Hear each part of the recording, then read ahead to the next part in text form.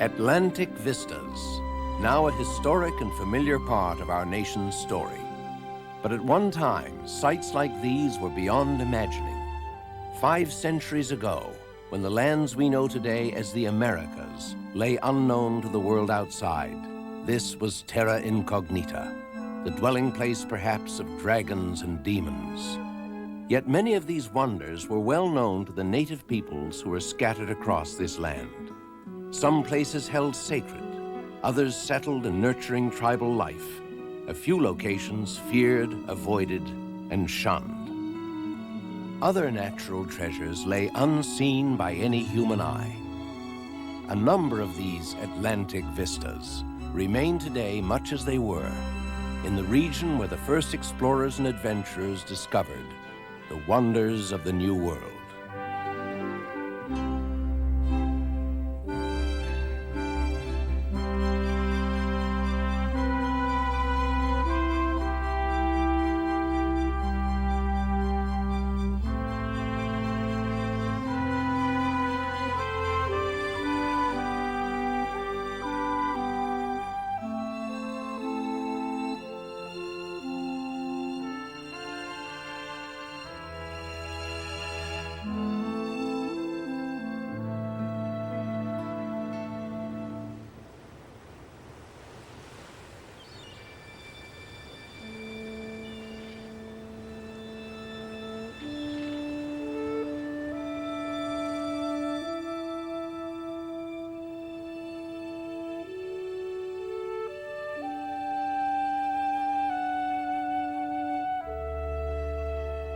Mount Desert Island on the coast of Maine.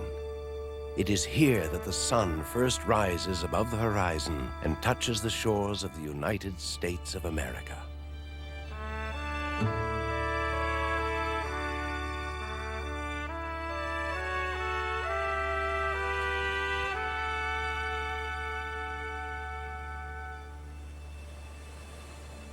The first rays of sunlight reveal a domain of crashing waves against the jagged coastline, of dramatic headlands, of evergreen-bound lakes and mountains of granite. It must have appeared much as it does today to the first European to venture here almost 4 centuries ago, the Frenchman, Samuel de Champlain. This island is very high and cleft onto 7 or 8 mountains. I named it l'Île des Monts Déserts. In English, this site remains Mount Desert Island, and much of the island will always remain wild, protected within the borders of Acadia National Park.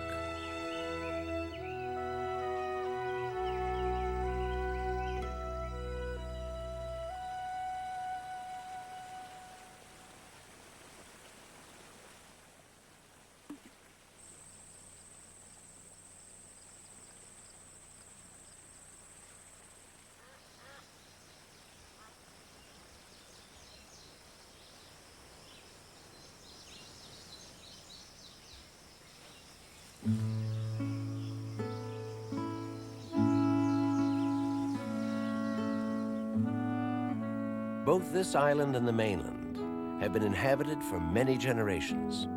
In fact, a strong streak of New England tradition runs deep in this region, a place where the human experience has been shaped by the challenge of the sea. It's a salty tradition of independence, pride in craftsmanship, self-sufficiency, and respect for customs handed down from generations past. Oh, the biggest thing is I think it's just the independence that you have by being a lobster fisherman. You don't have to answer to a lot of different people. You're your own boss, go your own pace. I like the independence part of it, and I like the harder you work, the more you get out of it. I've been lobster fishing for 30 years, out of Bar Harbor and around the shores of Acadia. Once you're a fisherman and get addicted to it, there's you never think of retirement. It's something you're going to do until you're either physically unable to do it or you die.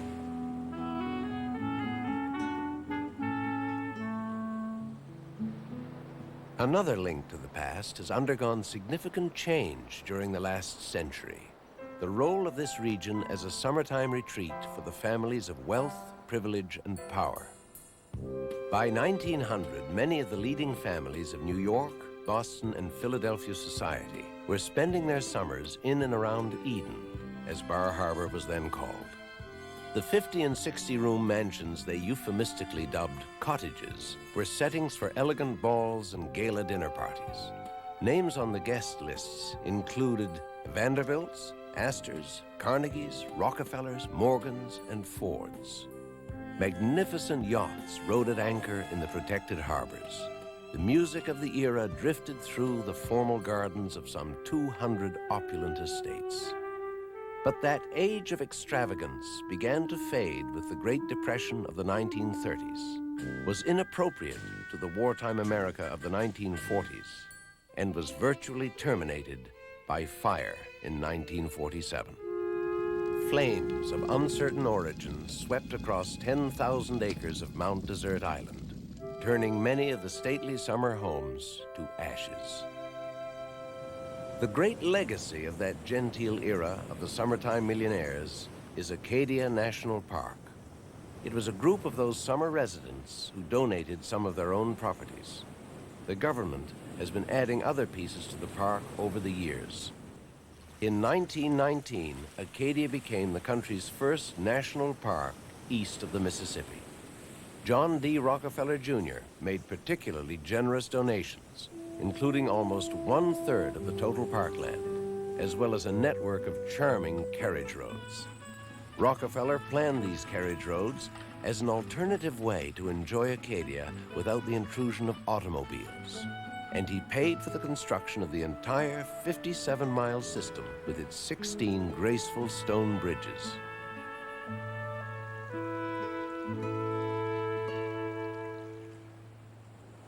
Today, Acadia National Park and the region that surrounds it are unique.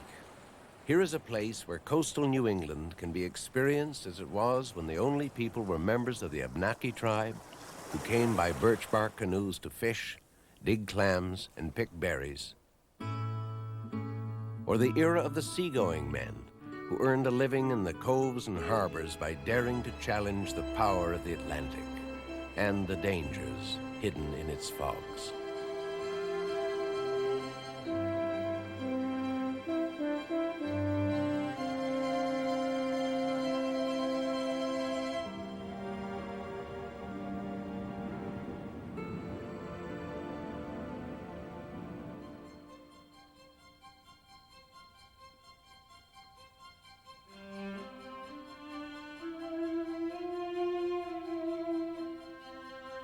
Here in the teeming microhabitat of a tide pool,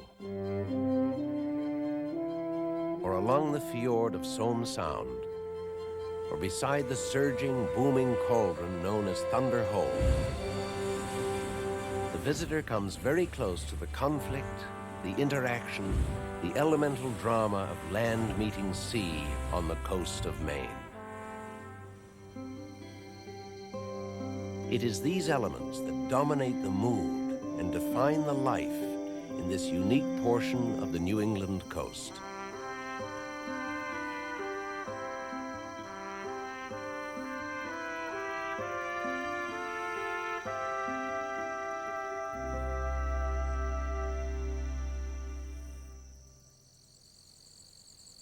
In this same small corner of America, as the warm days of summer cool into autumn chill, one of nature's miraculous transformations takes place. For a few short weeks, New England's rocky hills and valleys ignite in a blaze of color.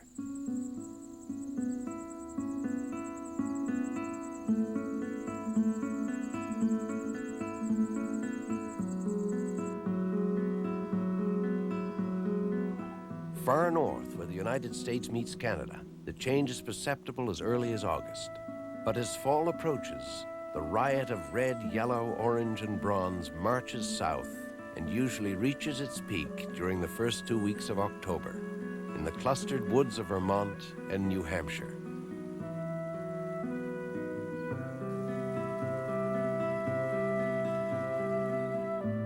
This phenomenon has long been a source of inspiration for storytelling, and for science. For centuries, Native Americans who made this area their home spoke of red leaves running with the blood of the great bear of the heavens, and of yellow being the cooking fire of the spirits.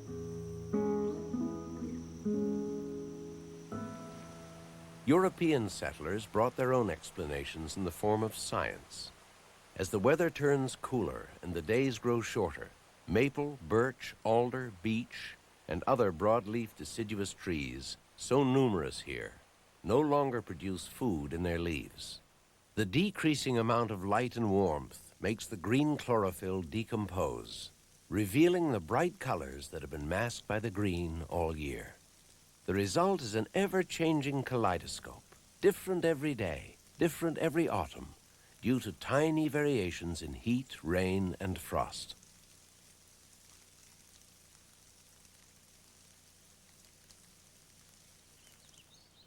If days are warm, maple trees produce sugar, but a cold night will trap the sugar in the leaf, producing an intense red.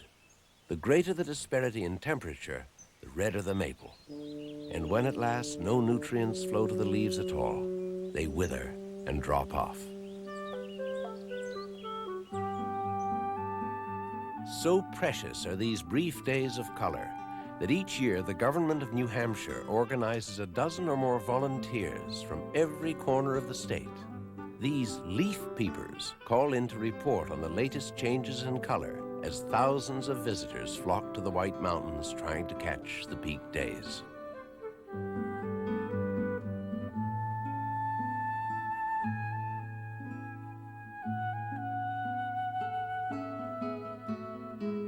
The Kankomogus Highway was laid out as a much-needed east-west route through the White Mountains. It offers leaf-watching vistas without parallel, as it winds its way between the Saco and the Pemigewasset valleys. But the Kank, as residents call it, is just one of the scenic wooded avenues among New England's imposing granite hills. At Franconia Notch, nature provided a convenient mountain pass through which early pioneers clamored to establish farms, mills, and eventually the church-steepled villages that today characterize so much of the New England landscape.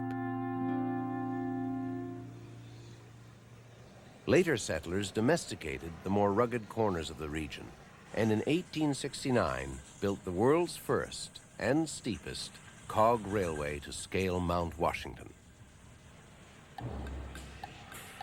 The railway was an engineering marvel, a new technology of tilted boilers and cog gears engaging a center rack rail. It still runs today.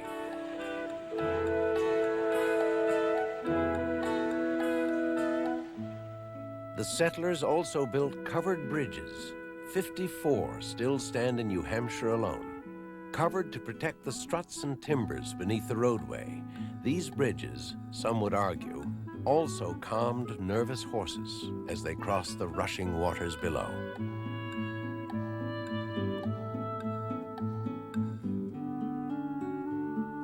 Among those who may have crossed these bridges were the poets who sang New England's praises. Longfellow, Whittier,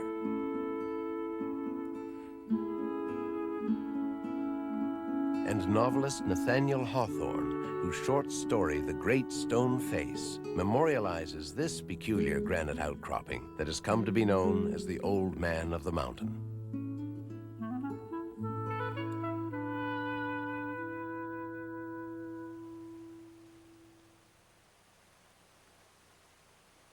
This brief season of autumn inspired another New England poet, Emily Dickinson. The name of it is autumn. The hue of it is blood. An artery upon the hill, a vein along the road, great globules in the alleys, and oh, the shower of stain when winds upset the basin and spill the scarlet rain. And also Robert Frost, who made his home among the stone walls and clapboard houses of rural New England. The same leaves over and over again. They fall from giving shade above to make one texture of faded brown and fit the earth like a leather glove.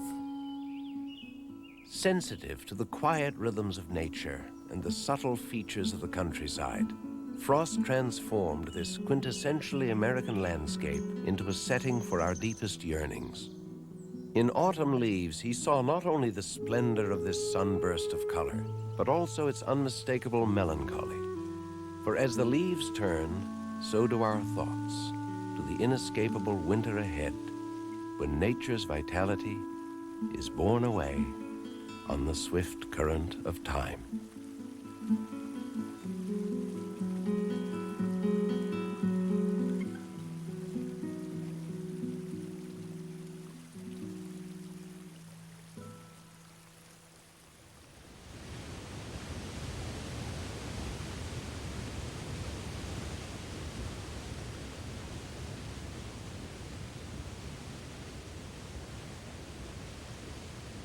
Many of the world's waterfalls are higher.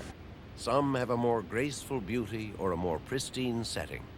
But Niagara Falls has the great force, the massive power to inspire and to mesmerize.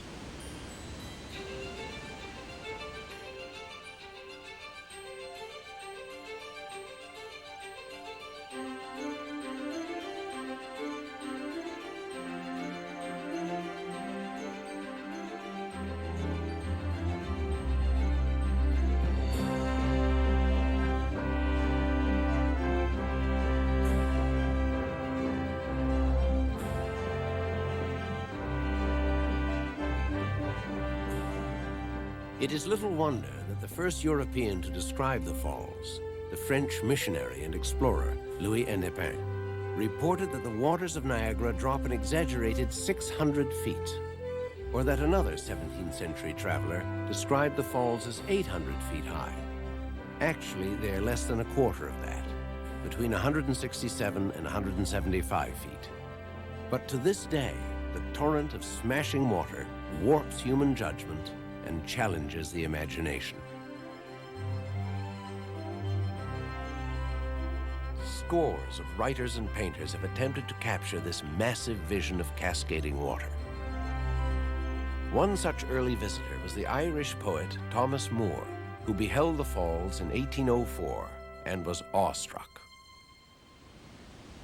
I have seen the falls, and I am all rapture and amazement. I felt as if approaching the very residence of the deity. It is impossible by pen or pencil to convey even a faint idea of their magnificence.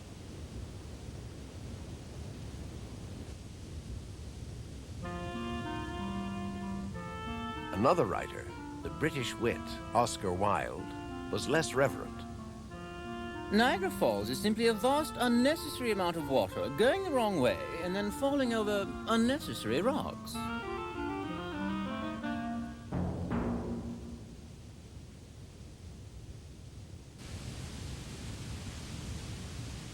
Others have been inspired in a more active, if less poetic, manner.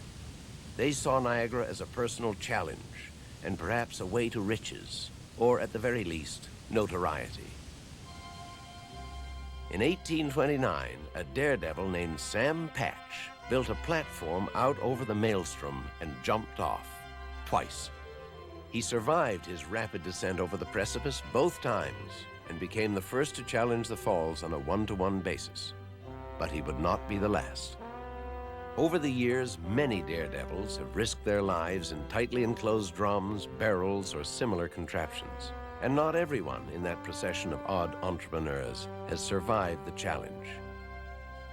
The falls themselves will one day perish as well. The reason? The very force that makes the Cascades of Niagara unique, the mighty volume of water, is itself slowly wearing away the rocks that create the falls. The Niagara is one of the shorter rivers in America, only about 35 miles long. But the waters of 4 of the 5 Great Lakes flow between its banks. At times, this one river carries more water than Europe's Thames, Seine, Loire, Rhine, and Rhone rivers combined. and all that rushing torrent roars over the precipice of either American Falls,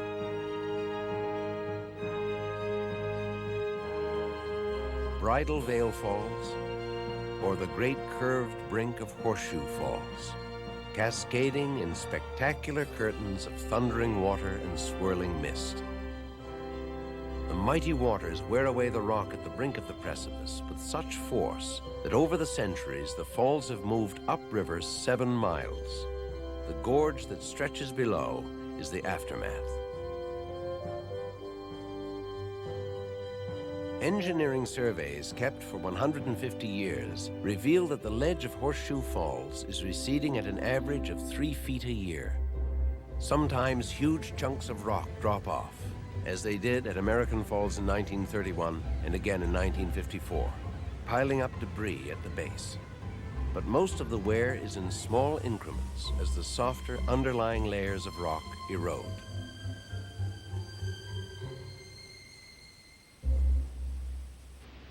Scientists believe that when the falls have cut their way upstream about another 2 miles, the great cascades of leaping water will begin to get lower and diminish into mere rapids, then eventually into one very swift-moving river. However, that change won't even begin for another 2,000 or 3,000 years.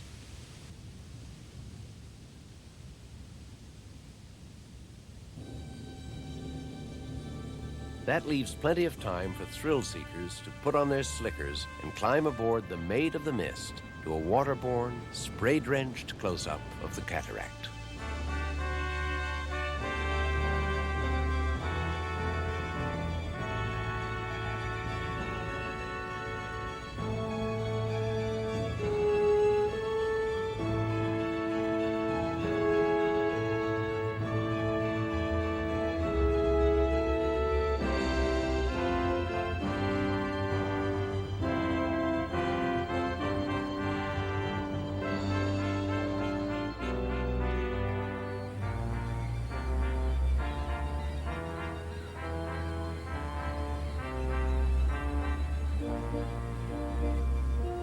Each year, 6 million visitors come to this place on the border between the United States and Canada to experience its thundering power.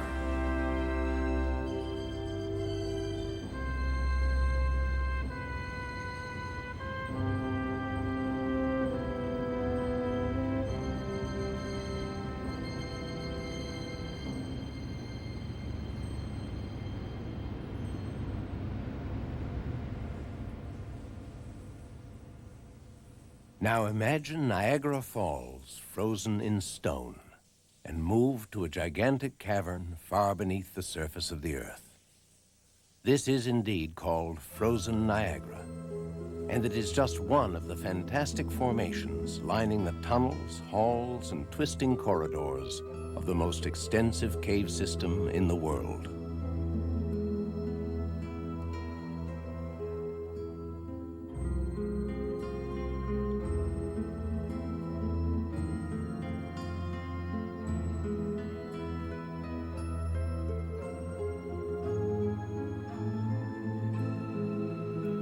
This is Mammoth Cave, the eerie yet majestic subterranean gallery of sculpture created by nature under the forests of Kentucky.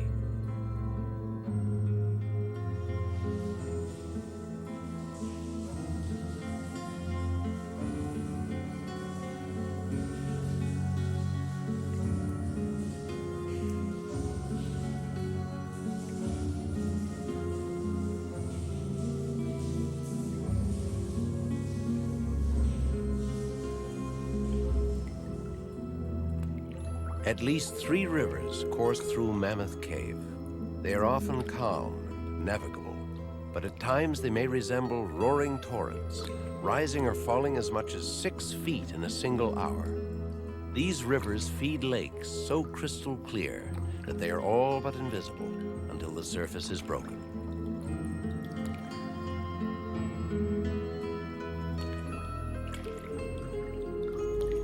It is with water that nature has excavated, constructed, and adorned this underworld cathedral. About 350 million years in the making, and still being built. On the surface, the Green River cuts across the Kentucky Plateau country, a plain from which most rainwater doesn't run off in creeks and streams, but instead seeps down through the earth. The water picks up carbon dioxide from decaying vegetation on the surface and forms a solution of carbonic acid. This solution drains through cracks in the limestone beneath. It usually moves horizontally toward Green River, dissolving rock along the way and carving out chambers and passageways. As Green River digs a deeper and deeper bed, the water table falls, and the process repeats itself on a lower level, leaving the higher cave network dry. When a cavern near the surface collapses, it leaves a bowl-shaped hole. There are so many of them here that some geologists refer to this region as Southern Sinkhole Plain, and local people know it as the Land of 10,000 Sinks. In some systems outside Mammoth Cave National Park, these holes provide access to water-carved caves. Mammoth Cave isn't the only cave system in the park, but it's the most famous, and combined with the Flint Ridge Caves, it is the longest system anywhere. In fact, nobody knows exactly how large Mammoth is. To date, more than 300 miles of its tunnels and chambers have been charted. Scientific evidence suggests that there may be miles of this astounding natural masterwork still in darkness, unexplored and unseen. Human exploration of the Great Caverns goes back at least 3,000 years, perhaps longer. Many prehistoric artifacts have been retrieved, and numerous charred torches have been discovered as far as 2.5 miles down the winding passageways.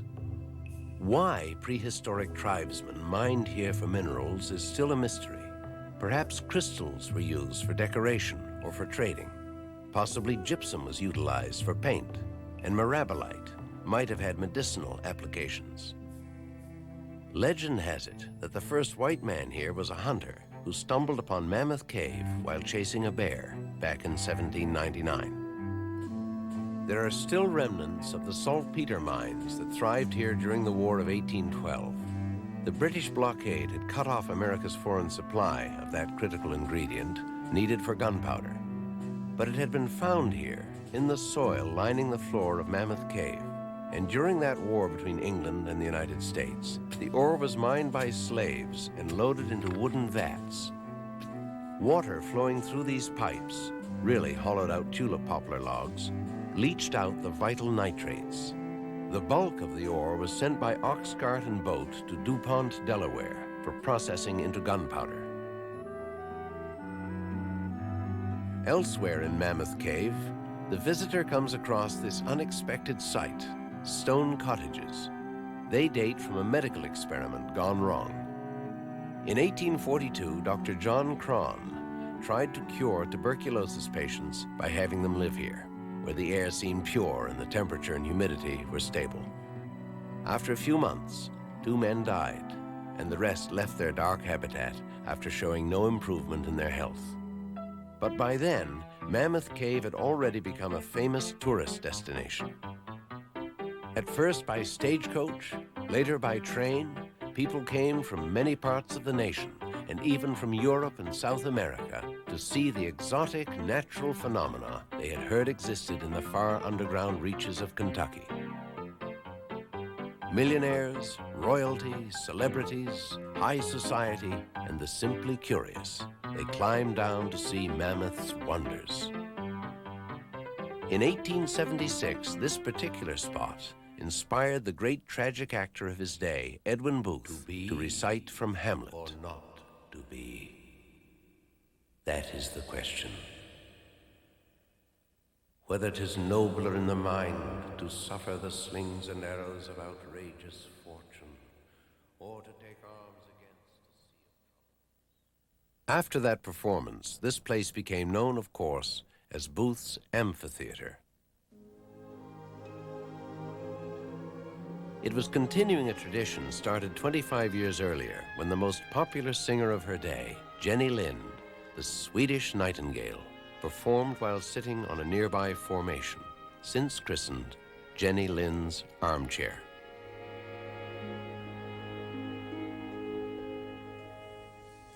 Many of the cave's features were named during the period when public visits first became popular. Passages, rooms, and formations honored not only people, but gods, biblical and mythological places, impressive buildings, streets, and everyday objects. And sometimes it was just a matter of whimsy or humor. Thus, walking through the cave, visitors find themselves at the ruins of Karnak.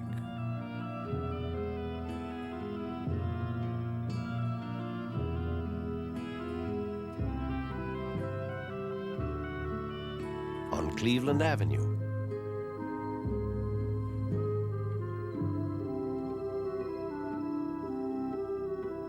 Inside the drapery room.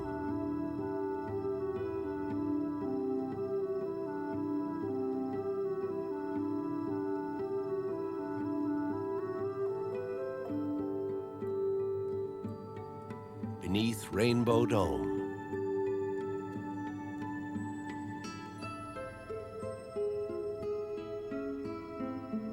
Or beside the river Styx. But perhaps the most fitting name of all is the most direct, the one for the complex of caverns and for this entire national park as well, Mammoth Cave.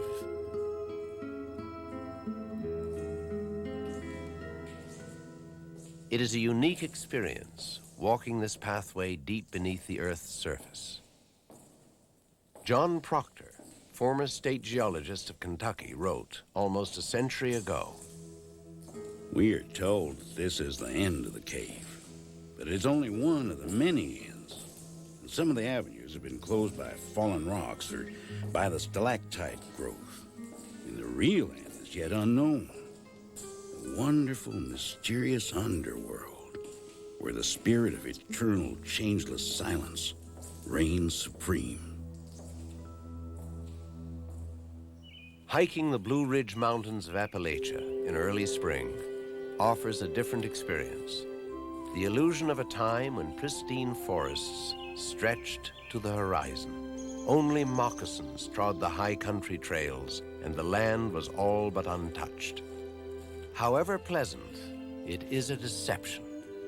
This apparently virgin landscape has been mined, logged, exploited, burned over, used and misused for generations.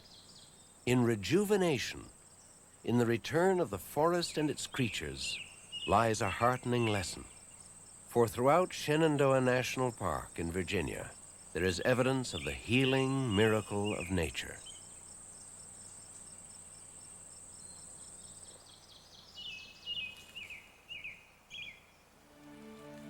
Forests have reclaimed 95% of Shenandoah National Park. But within its 300 square miles exist relics that speak of a human past.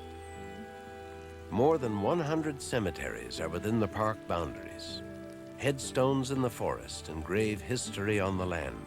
The intertwined lives of Native Americans, servants, African slaves, and the independent mountain people, whom Edgar Allan Poe described as fierce and uncouth races.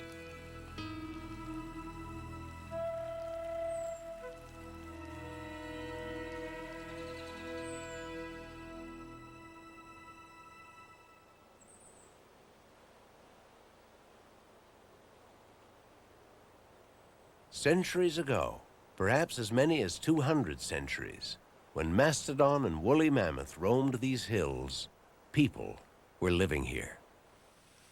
The mountains themselves are ancient, even by the vast measure of geologic time.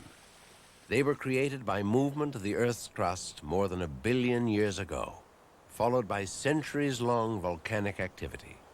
The lava deposits resulted in massive greenstone cliffs spotted with remarkable formations. These mountains are also a place of fable and myth. Even the name Shenandoah suggests a romantic tale. In one Native American dialect, Shenandoah means daughter of the stars. But the most enduring legend is that the tribes native to this area, the Monacans and the Manahoics, had incredibly rich mines of gold and silver.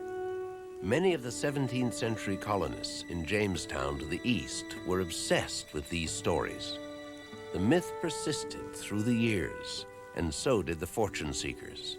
But the colonists never found the rumored mines. It was in the 1700s that European immigrants started to arrive here in force. First came the rough-hewn log cabin pioneers, but others soon followed, with money to invest. They became masters of large plantations. Tens of thousands of forest land acres were burned off and cleared for vast private domains on which owners grew wheat, tobacco, flax, and hemp. Shortly after the American Revolution, iron ore was being mined in the Blue Ridge Mountains, and more trees were cut for these operations, including making wagons for transport and for the charcoal needed to smelt the iron ore. Then came the railroaders, Irish immigrants mostly, a tough brawling lot, rugged enough to chisel and blast a tunnel through the mountain rock.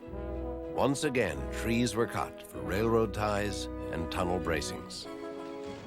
During the Civil War, both Union and Confederate armies marched through these hills and camped here as cannon fire echoed up the hollows from great battles in the valleys below. The Reconstruction period that followed the Civil War ushered in a new demand for lumber, so still more trees fell as logging camps and sawmills began to invade the region. Finally, when the remaining forests of hickory and oak had become handles for tools and staves for barrels, it was said that the Blue Ridge Forest was gone, the victim of 180 years of cutting, burning, and erosion. A 1914 Forest Service report revealed that little timber of value was left. Yet there were some individuals who believed in the future of these mountains, to be valued not as a commodity, but as a resource for recreation and for human renewal. Foremost among those with insight, George Freeman Pollock, a small man physically, but a promotional giant, a kind of a naturalist version of P.T. Barnum with a dash of Buffalo Bill. Pollock owned a large and popular resort where he dressed in fringed buckskin, starred in costumed spectacles and pageants, and led expeditions on horseback into the mountains. Pollock was known as the Little Chief of Stony Man Camp.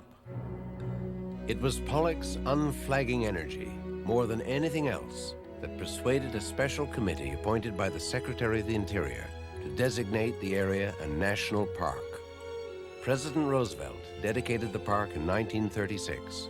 Since then, the once mistreated earth has renewed itself.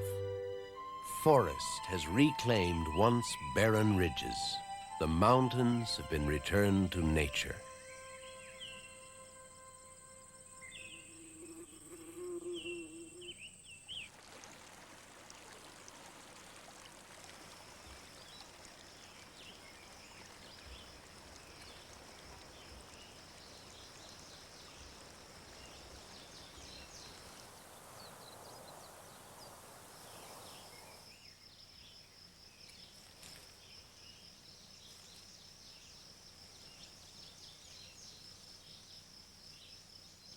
Today, nearly 500 miles of footpaths crisscross the park, including 95 miles of the Appalachian Trail.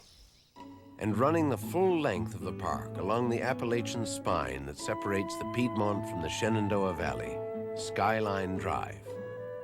Each of the 66 scenic outlooks along the way offers a different and inspiring vista.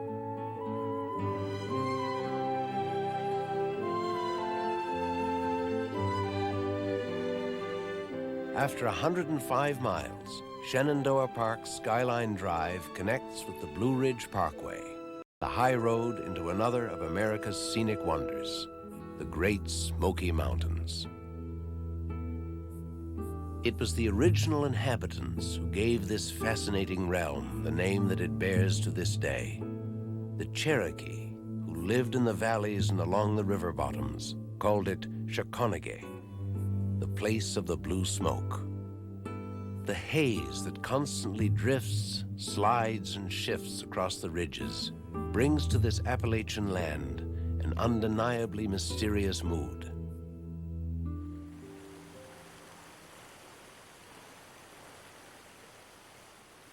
Extremely high rainfall has covered the mountain slopes with an extraordinary, lush blanket of vegetation. Dogwood and wildflowers line the cascading streams.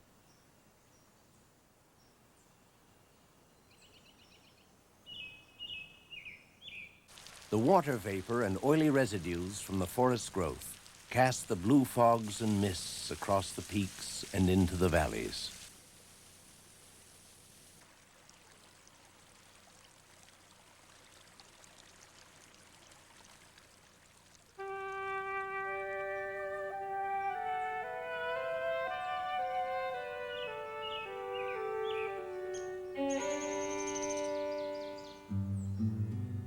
Settlers from the British Isles found their way here in the late 1700s and early 1800s, Irish, Scots, and English. They built simple cabins back in the coves. Life was hard and farming was difficult in the rocky soil. But by fishing, hunting, and gathering berries and honey, the settlers became self-sufficient and fiercely independent. The frontier of America, meanwhile, was pushing west. Appalachia was bypassed, which seemed to suit many of the mountain people just fine, for they had created their own unique style of living. They had become fine craftsmen as well. Their ingenious adaptations of the forest for building are unsurpassed. The cane-bottom chairs, the spinning wheels, the handcrafted musical instruments, the weaving, quilting, and natural dye-making are still very much alive in the Smokies today, as is the art of spinning a yarn. It's mighty peaceful here in these great Smoky Mountains, isn't it?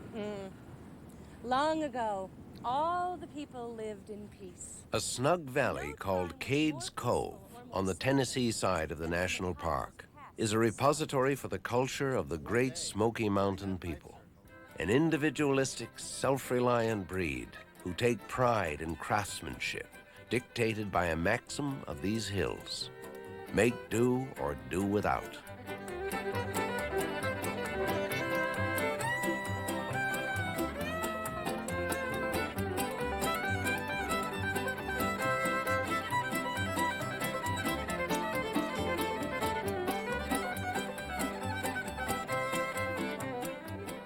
There's another traditional saying among these folks, to whom proverbs seem an intrinsic part of everyday life.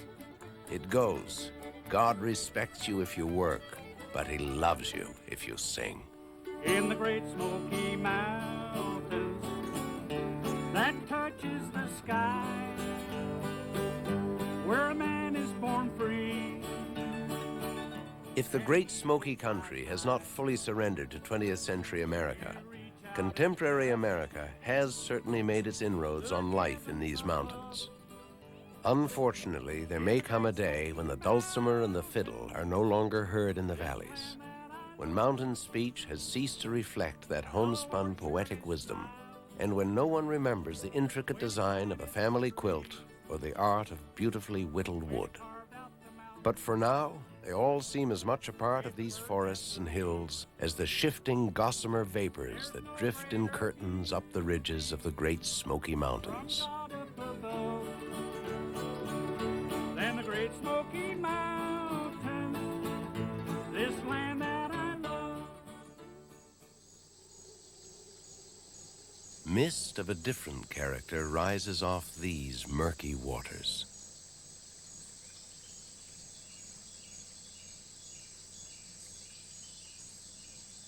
It almost seems to lurk, hovering over the drooping moss. It creeps along the oozing earth and hides the watchful eyes of a floating alligator.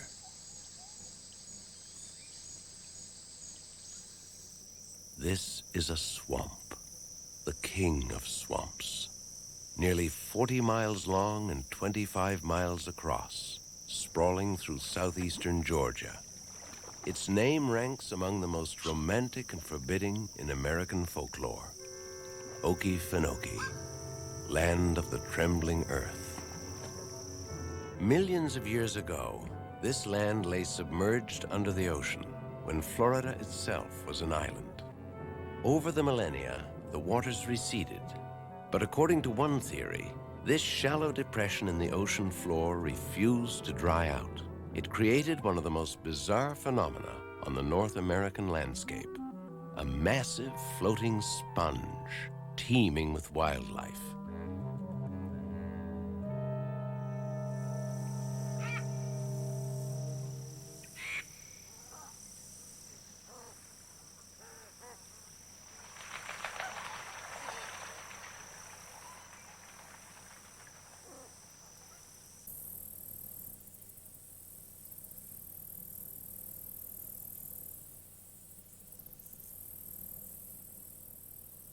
Here at Okefenokee, vegetation is in a constant state of decay.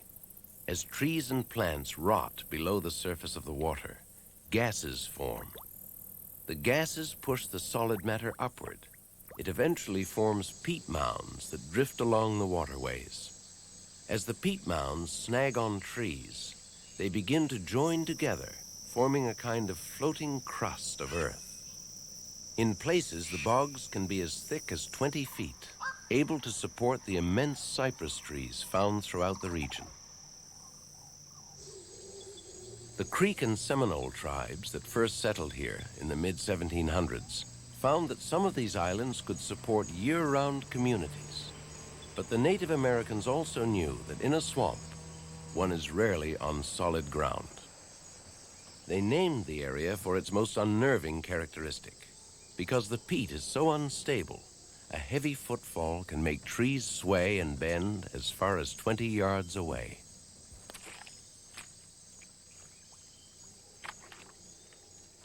After early settlers drove the Creek and Seminole out in the 1830s, Okefenokee became the stuff of legend. There were rumors of outlaws in hiding, of Civil War prisoners and deserters, and of runaway slaves. But more likely, there were just a few homesteading pioneers. Composer Stephen Foster honored these men and women and the Suwannee River in his song, Old Folks at Home. Way down upon the Suwannee River, far, far away, there's where my heart is turned. The swamp has survived human enterprise and human folly. In the 1890s, Georgia lumber barons attempted to drain the land in order to harvest its cypress and create plantations. They got off to a good start, dredging the 20-yard-wide Suwannee Canal. But the primordial bog refused to be drained dry, and their scheme, and those of other lumber companies that followed, eventually collapsed. The man-made canal remains, today providing access to the swamp's prime attraction, its animal life. Since 1937, nearly 4/5 of the swamp has been protected as the Okefenokee National Wildlife Refuge, the largest in the East. Between 10 and 20,000 alligators roam these waters. They're usually seen lounging about on a riverbank or a log. It's not that they're lazy. As cold-blooded reptiles, they have to soak up the sun's rays in order to function.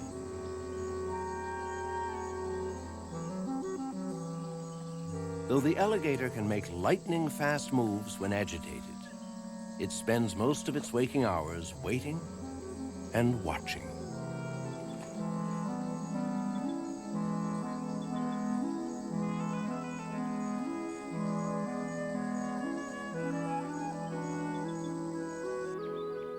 The refuge is also home to raccoons, otter, and countless birds, including the white ibis and black vulture.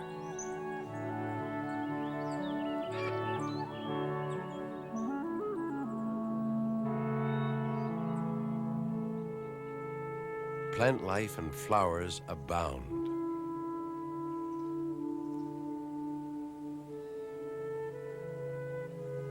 Ever present is the cascading Spanish moss, not really a moss at all, but a rootless plant that derives all its nutrients from air and rain.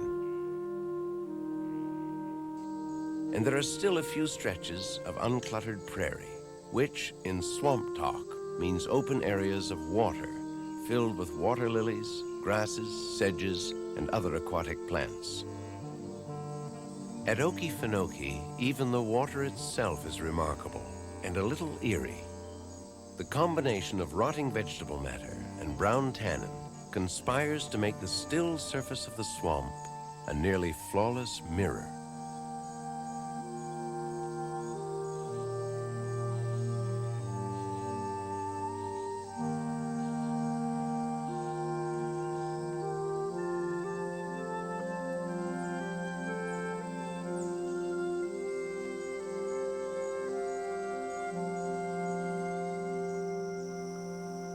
As in the last century, flat-bottomed john boats steered by pole, as well as canoes and kayaks, remain the only sure ways to maneuver through quaking Okefenokee. But the labyrinth of waterways made an ideal setting for Prohibition-era moonshiners, and for hermits today.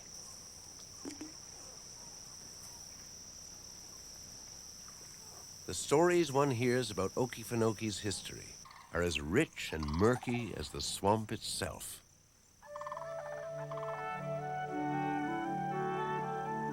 Everything here seems to play a trick on the imagination, to challenge the eye, to confound and confuse, to whisper something important, and to keep something secret. The swamp remains an ever-unfolding mystery, with origins reaching back to the dawn of the land. When the chill of fall tells the great winged flocks that it's time to leave the Okefenokee, many of the birds come to rest just 350 miles to the south, in a place with mysteries and secrets of its own.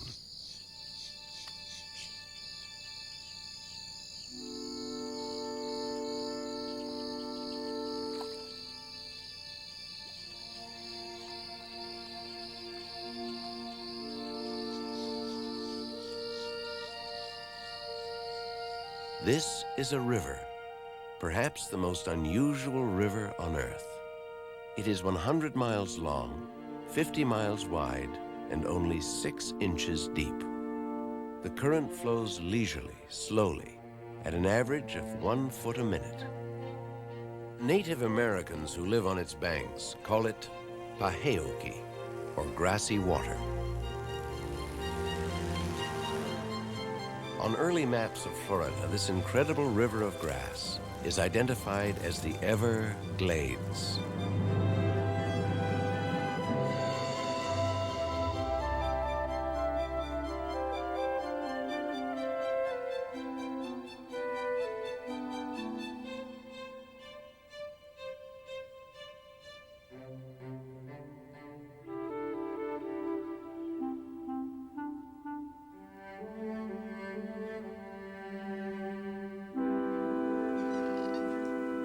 Covering the entire southern end of the great Floridian Peninsula, this is one of the most abundant natural ecological systems that ever evolved.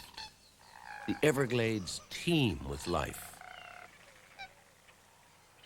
This ecosystem supports more than 350 species of birds, including the magnificent snowy egret.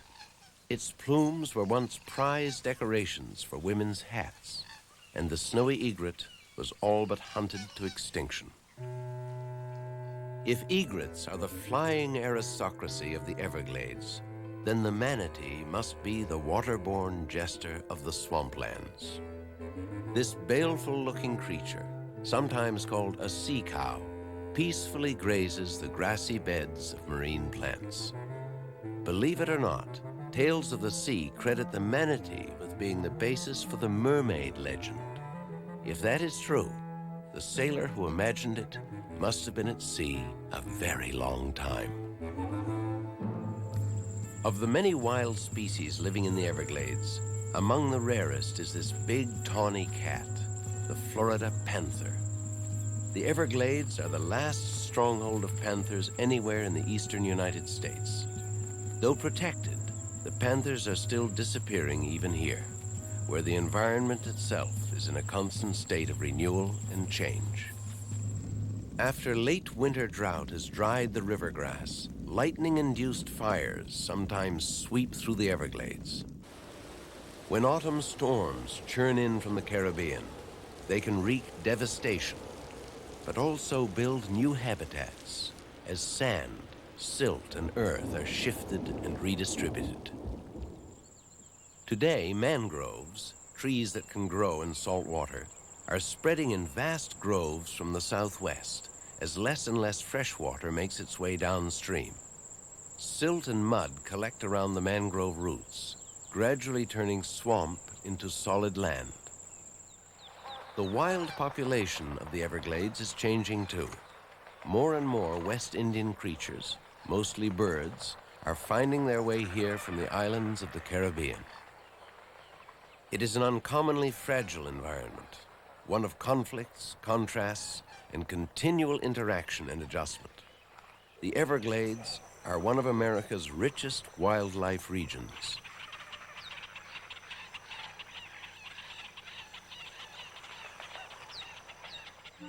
Ironically, despite its advantageous climate, many experts consider this to be our nation's most imperiled wilderness. Some 1.4 million acres have been set aside as Everglades National Park. Rangers and naturalists of the Park Service are battling man-made forces well beyond their boundaries just to keep the park alive. Vast stretches of Everglades outside the park have already been lost. 70 miles to the north, at the headwaters of the River of Grass, is Lake Okeechobee, the wellspring for life through much of southern Florida. Each year during the summer rains, the lake overflows its banks, sending a sheet of water fanning out across the lowlands and nourishing the Everglade marshes. But man's floodgates, ditches, and canals now divert much of that water to huge corporate farms, coastal cities, and burgeoning suburbs. Today, the Everglades are merely a remnant, only 1/5 their size some 150 years ago. Pollution is further tipping the ecological scales. Both industry and agriculture undermine the water's vitality. But can anyone deny that this area is worth saving?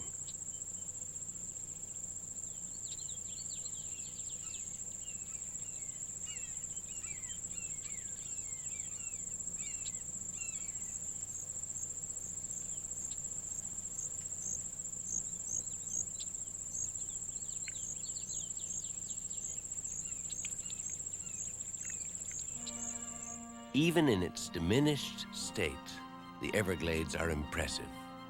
The vast watery prairies of sawgrass, the hammocks, those low islands with their jungle-like tangles of ferns and air plants, the dazzling variety of exotic orchids, one of the most magnificent natural collections in the world, the creatures to whom the sea of grass and snarled mangrove swamps are home and sanctuary.